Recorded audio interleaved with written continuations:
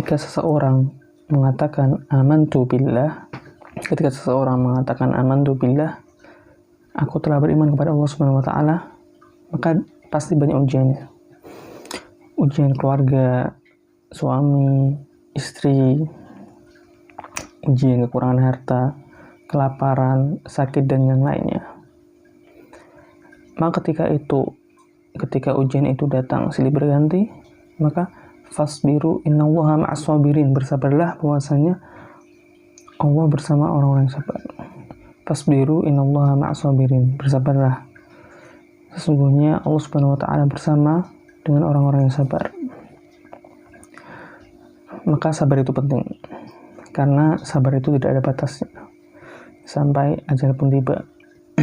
Dan Nabi SAW bersabda, ad-dunya sijnul mu'min wa jannatul kafir.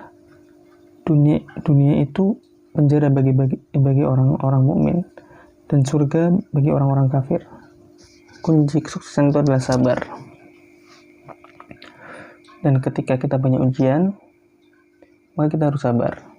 Kemudian kita harus berdoa kepada Allah Subhanahu wa taala. Karena doa itu penting. Allah Subhanahu wa taala berfirman, "Wa idza sa'alaka 'ibadi 'anni fa inni qarib." Dan ketika hambaku berdoa, bertanya, meminta kepadaku, fa inni qarib, bahwasannya sesungguhnya aku sangatlah dekat dengan hambaku. Ujibu da'watad da'i idza da'an, maka aku akan penuhi doa-doa mereka jika mereka berdoa kepadaku. Falyastajibu li wal yu'minu bi la'allahum yarshudun, maka harus mereka mengerjakan kewajiban-kewajiban Allah Subhanahu wa taala dan beriman kepada Allah Subhanahu wa taala. Wa idza sa'alaka ibadi anni fa inni qarib, dan ketika hambaku bertanya tentang aku, maka sesungguhnya Allah Subhanahu wa taala sangatlah dekat dengan hambanya. Fa inni qarib, sangatlah dekat dengan hambanya.